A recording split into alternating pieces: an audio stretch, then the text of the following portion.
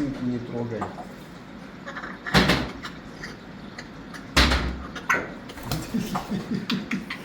Ты ж меня кусаешь, я это тоже укусил.